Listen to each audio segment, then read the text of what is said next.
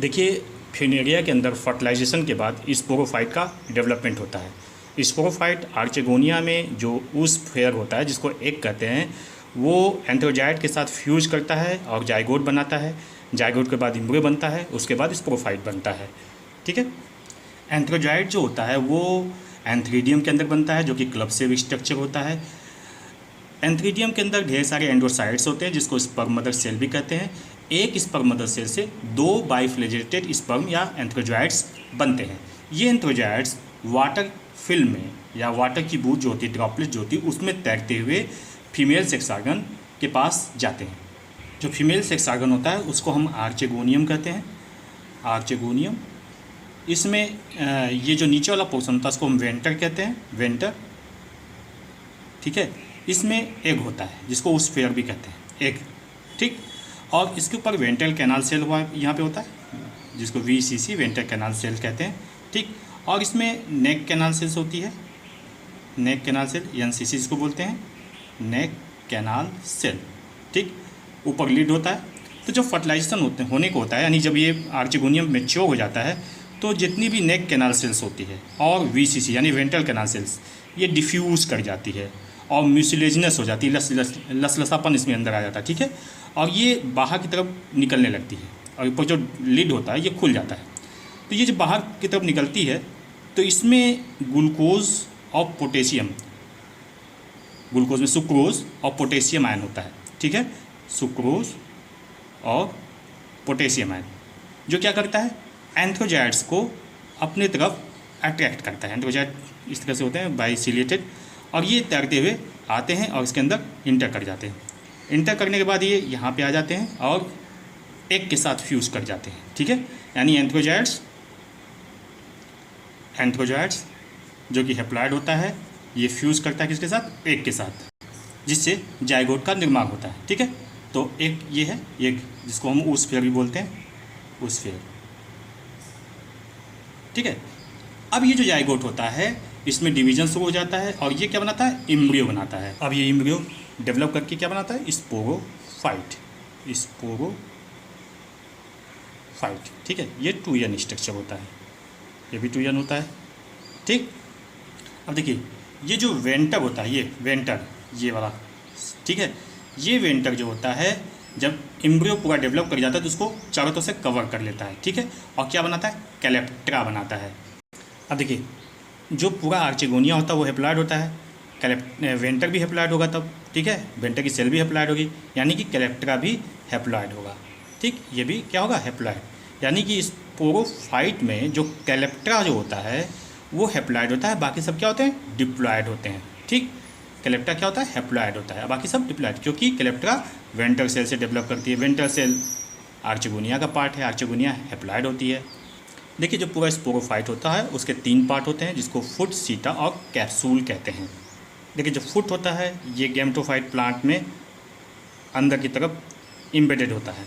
ये सीटा होता है जो कि फुट को कैप्सूल से जोड़ता है। ये कैप्सूल है आपका, कैप्सूल।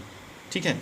और ऊपर ये जो आप कवरिंग देख रहे हैं ये क्या है, वेंटर, जिसको हम कैलेप्ट्रा कहते हैं, यानी वेंटर से बना होता है ये कैलेप्ट्रा। यही बस हैप्लॉइड पार्ट होता है, बाकी सब 2N होता है। ये भी 2N, ये भी 2N और फुट भी 2N। ठीक है। अब अगर आप कैप्सूल की बात करें तो कैप्सूल के 3 पार्ट होते हैं। ठीक। ये 2N लिखा हुआ है। कैप्सूल के 3 पार्ट होते हैं। कैप्सूल क्या क्या, पहला पार्ट जो होता है उसको हम बोलते हैं एपोफाइसिस, दूसरा होता है थीका, और तीसरा अपरकुलम होता है। आप इसको ऐसे समझिए, ये कैप्सूल है इस तरह से। ठीक।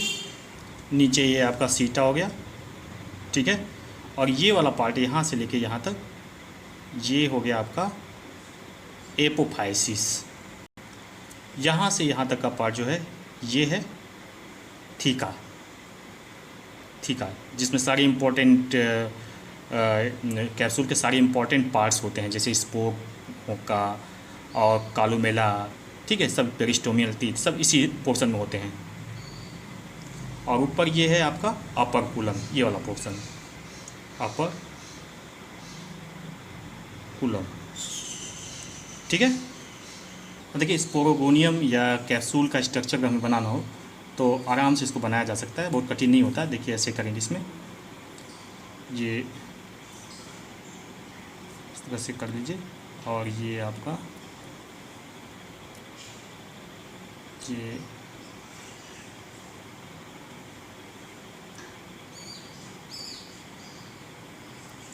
ये आपका सीटा हो गया, और ये ऊपर का कैप्सूल का पोर्शन हो गया।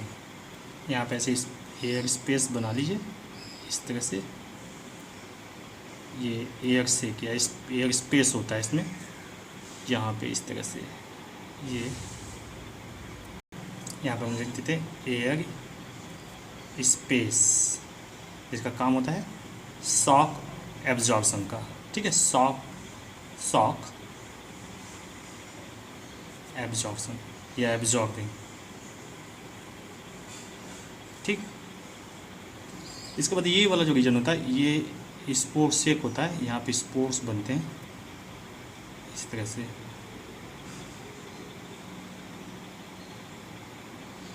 ठीक। ये स्पोर्स का फॉर्मेशन यहाँ पे होता है, इसको स्पोर्स सेक रीजन बोलते हैं। ये outer wall of the spores sac हो गया, outer wall of the spores sac, और ये inner wall of the spores sac हो गया। ये सब स्पोर्स हैं, स्पोर्स, ठीक है। ये वाला रीजन अपर कूलम है, ये वाला रीजन अपर कूलम, और इसी के ठीक नीचे पेरिस्टोम्स लेयर होती है, पेरिस्टोम्स, ये वाला पेरिस्टोम्स, पेरिस्टोमियल टीथ भी यहीं पे होती है, पेरिस्टोम। और ये अपर कूलम, जिसको हम अपर कूलम कैप भी कहते हैं, कैप, ये खुल जाती है। ये रीजन एनुलस है, जहाँ से डेहिसेंस होता है, एनुलस। ये रिम है, रिम। इसके बीच का ये जो सब लेयर होता है इसको बोलते हैं कालुमेला, कालुमेला, ठीक है, कालुमेला। तो ये जो स्पोर्स जो बनते हैं और ये सेक जो होता है ये किस रीजन में होता है, थीका रीजन में, थीका, ठीक है, थीका रीजन में ये होता है। अब ये देखिए कंडक्टिंग स्ट्रैंड है, कंडक्टिंग स्ट्रैंड यहाँ पे होता है, इसमें से सेल्स होती हैं, ठीक है। और मैं सेलुलर स्ट्रक्चर नहीं बना रहा हूँ क्योंकि सेलुलर स्ट्रक्चर बनाने में काफ़ी समय लग जाएगा। यहाँ ये स्टोमेटा होता है, वीडियो काफ़ी लंबी हो जाएगी, स्टोमेटा, ठीक। और ये कंडक्टिंग स्ट्रैंड, कंडक्टिंग स्ट्रैंड, ठीक है। तो देखिए ये जो सब सारी सेल्स होती हैं इसके अंदर, ये सब क्लोरेनकाइमा होती है, मतलब इसमें फोटोसिंथेसिस करती हैं, ये फोटोसिंथेसिस, ये सब क्या होती है, क्लोरेनकाइमा, यानी क्लोरोफिलस सेल्स होती है, क्लोरोफिलस सेल्स, ठीक है। तो ये कुछ आउटलाइन हो गया कैप्सूल का। देखिए जो क्लोरोफिलस सेल्स जो होती है ज़्यादातर ये एपोफाइसिस रीजन में होती है, ये एपोफाइसिस रीजन ही है। तो एपोफाइसिस एस्मिलेटरी रीजन होता है, एक तरह से फोटोसिंथेसिस भी करता है। तो इसीलिए कहा जाता है कि जो इसका कैप्सूल होता है फ्यूनेरिया का, ये पार्शियली इंडिपेंडेंट होता है, ठीक है, बाकी के ब्रायोफाइट की तरह। जैसे लीवर वर्ट था, हार्न वर्ट था, तो वो वहाँ पे क्या था, विशेष रूप से लीवर वर्ट में जो वहाँ का स्पोरोफाइट था वो totally depend on the gametophyte था। लेकिन यहाँ पे इसके सेल्स में, इसके कैप्सूल्स में क्लोरोफिल सेल्स पाई जाती है, इसलिए ये पार्शियली डिपेंड होता है गैमेटोफाइट पे, क्योंकि अपना फोटोसिंथेसिस खुद ही कर लेता है, ठीक है। तो एपोफाइसिस कंटेन एस्मिलेटरी टिश्यू, एस्मिलेटरी टिश्यू मतलब कि जो कि भोजन बनाते हैं, जो फूड सिंथेसिस करने में सक्षम हो, यानी क्लोरोफिलस होते हैं, एंड स्टोमेटा, ठीक है। तो देखिए इसका स्टोमेटा भी खास तरह का होता है। इसके स्टोमेटा में केवल सिंगल सर्कुलर गार्ड सेल होती है, सिंगल सर्कुलर गार्ड सेल। अब देखिए थीका जो होता है इसमें सेंट्रल स्टेराइल कालुमेला सेल होती है, साथ ही 2 स्पोर सेक होता है, 2 स्पोर सेक, ठीक है। और एयर कैविटी होती है, एयर सेक जिसको कहते हैं एयर कैविटी, अभी हम लोगों ने फिगर में देखा, ठीक है, एयर कैविटी। और इसके साथ कुछ एस्मिलेटरी टिश्यू भी होते हैं, सम एस्मिलेटरी टिश्यू। अब देखिए थीका के टिप्स पे दो रोज़ होती है ए सेलुलर टीथ की, ठीक है। Its tip contain 2 rose of A cellular teeth, जिसको क्या कहते हैं पेरिस्टोम, ठीक है, पेरिस्टोमियल टीथ भी कहते हैं। देखिए ये लगभग लगभग क्या है, ये फिक्स इनका नंबर 32 होता है, 32 पेरिस्टोम टीथ पाए जाते हैं, जो कि 2 रोज में अरेंज होते हैं, मतलब 16-16 का, ठीक है। जैसे अब अगर कैप्सूल के ऊपर वाले पोर्शन को देखें, जैसे ये आपका कैप्सूल है, ठीक है, ये कैप्सूल है, ठीक। तो ये अपर पोर्शन है। जब ये अपर क्या होता है, ढक्कन होता है इसका, ये जब खुलेगा तो जब उसके ऊपर से हम लोग इधर से ऊपर से देखेंगे तो ये देखिए गोला इस तरह से दिखाई देगा, इस तरह से, ठीक।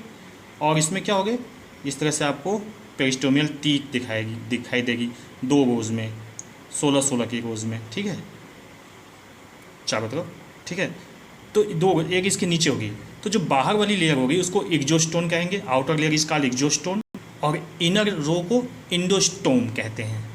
आउटर रो को एक्सोस्टोम, इनर रो को इंडोस्टोम। जो बाहर वाली लेयर जो होती है ये हाइग्रोस्कोपिक होती है, इसका कलर भी डार्क ब्राउन होता है। जो इंडोस्टोम होता है ये लाइट ब्राउन होता है और नॉन हाइग्रोस्कोपिक होता है। देखिए वास्तव में जो एक्सोस्टोम ही होता है, मतलब आउटर रोज की जो पेरिस्टोम टीथ होती है, यही स्पोर डिस्पर्सल में मदद करती है।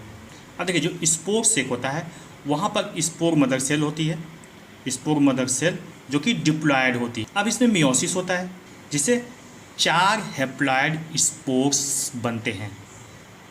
अब ये स्पोर्स बाहर किसके द्वारा, जो हाइग्रोस्कोपिक मूवमेंट होता है पेरिस्टोमियल टीथ का, उसके द्वारा ये बाहर की तरफ फेंक दिए जाते हैं। बाहर की तरफ अपर कुलम पहले बाहर का ढक्कन खुलेगा, ये ऊपर वाला लिड जो है ये खुल जाएगा। इसके बाद यहाँ पे पेरिस्टोमियल टीथ होती है जो कि इसको स्पोर्स को बाहर की तरफ उठा के फेंकना शुरू कर देगी, क्योंकि पेरिस्टोमियल टीथ में हाइग्रोस्कोपिक मूवमेंट होगा और स्पोर्स बाहर की तरफ जाएंगे। अब स्पोर्स ज़मीन पे गिरेंगे, जब ज़मीन पे गिरेंगे तो जर्मिनेशन होगा, और जर्मिनेशन के बाद क्या बनाएंगे जी, प्रोटोनिमा। इस प्रोटोनिमा क्या कहेंगे, जुवेनाइल्स गैमेटोफाइट, जुवेनाइल गैमेटोफाइट। तो देखिए जो प्रोटोनिमा होता है उसमें 2 तरह की ब्रांचिंग होती है, 2 टाइप ब्रांचिंग, ठीक है। एक जो ब्रांच होती है वो ग्रीन होती है और एक नॉन ग्रीन होती है, नॉन ग्रीन। जो नॉन ग्रीन ब्रांच होती है इसको हम राइजोनेमा बोलते हैं, राइजोनेमा, जो कि ज़मीन के नीचे सबटेरेनियन होती है, ठीक, ये ज़मीन के नीचे चलती है और ये राइजोइड की तरह काम करती है, and function as a rhizoid, and function as a rhizoid, ठीक है। अब देखिए जो ग्रीन ब्रांच होती है इसको क्लोरोनीमा बोलते हैं, क्लोरोनीमा, ठीक है। और ये क्या होती है, ईपीटेरेनियन, मतलब ज़मीन के ऊपर, मतलब सॉइल के सरफेस के ऊपर ये फैलती है, ये ईपीटेरेनियन होती है, टेरेनियन, ठीक है। इसको आप ऐसे समझिए, जैसे ये स्पोर्स है, जर्मिनेट किया, ठीक, तो एक ज़मीन के नीचे चली गई जो कि नॉन ग्रीन होती है, और इस तरह से, और एक ज़मीन के ऊपर चलती है जिसको क्लोरोनीमा बोलते हैं, ठीक। ये पूरा प्रोटोनीमा है, ज़मीन के ऊपर जो चल गई इसको क्लोरोनीमा बोलेंगे, ये इसमें क्लोरोफिल सेल्स होती है, और जो नीचे चलती है इसको हम क्या बोलेंगे, राइजोनीमा। ये हो गया क्लोरोनीमा, ठीक है। क्लोरोनीमा से ही गैमेटोफाइट का डेवलपमेंट होता है, या गैमेटोफोर का डेवलपमेंट होता है, इस तरह लीफी गैमेटोफोर, ठीक है। तो देखिए ये जो प्रोटोनीमा होता है ये प्राइमरी प्रोटोनीमा होता है, क्योंकि ये किससे, सीड से स्पोर से डेवलप कर रहा है। स्पोर और सीड में अंतर होता है, याद रखिएगा।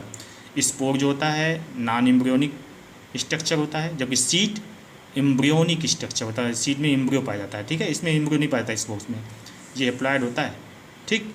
तो ये प्रोटोनीमा डेवलप किया जिसके 2 पार्ट होते हैं, राइजोनीमा, क्लोरोनीमा। क्लोरोनीमा से ही गैमेटोफोर डेवलप करता है, ठीक। दूसरी चीज़ ये कि स्पोरोफाइट जो होता है फ्यूनेरिया का, उसको सेमी पैरासाइट कहते हैं। सेमी पैरासाइट इसलिए कहते हैं क्योंकि इसमें क्लोरोफिलस सेल्स पाई जाती है, ये पार्शियली डिपेंडेंट होता है, पार्शियली इंडिपेंडेंट भी होता है, मतलब कि अपना फूड खुद भी बना सकता है, लेकिन इनिशियल कंडीशन में ये फूड के द्वारा गैमेटोफाइट से भोजन को अवशोषित करता है, नहीं एब्जॉर्ब करता है। ठीक है, देखिए चैनल को सब्सक्राइब कीजिए और जो बेल आइकन है उसको दबा दीजिएगा, और इससे आपको वीडियो की सही समय पे आपको जानकारी मिलती रहेगी। और अगर आपको इसका नोट्स चाहिए तो मेरे टेलीग्राम चैनल पे जाकर आप उसको फ्री में डाउनलोड कर सकते हैं।